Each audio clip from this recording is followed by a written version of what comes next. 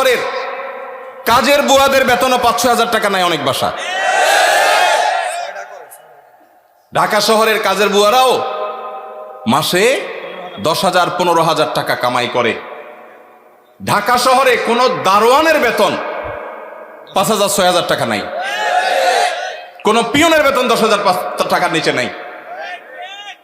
সেখানে কুমিল্লা শহরের কাছে, এটা সদর থানা এবং শহরের কাছে, এই জায়গায় 5-7 হাজার টাকা আজকালকার বাজারে চাউলের টাকা জোগাড় করা অত কঠিন হয়ে যায়।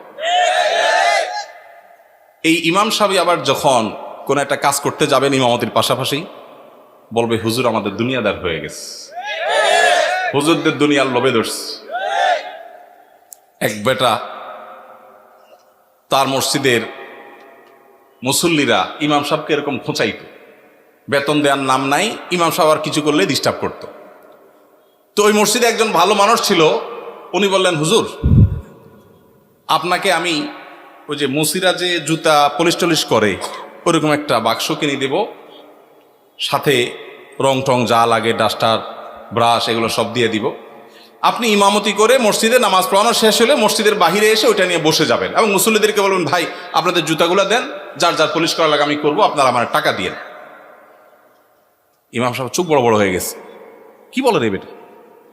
বলে, ভাই আপনি এই কাজটা যদি করেন, মুসল্লিরা বাইর হয়ে যেটা সিসি করবে, আরে হুজুর এটা কি করছেন? তো ওইটাকে বলেন যে, ভাই এই জুতা যদি আমার কাছে দিতে আপনার লজ্জা বোধ হয়, আপনার কাছে যদি অপমান বোধ হয়, তাহলে জুতা আমার কাছে নিয়ে আপনার নিজের গালে নিজে মারা উচিত।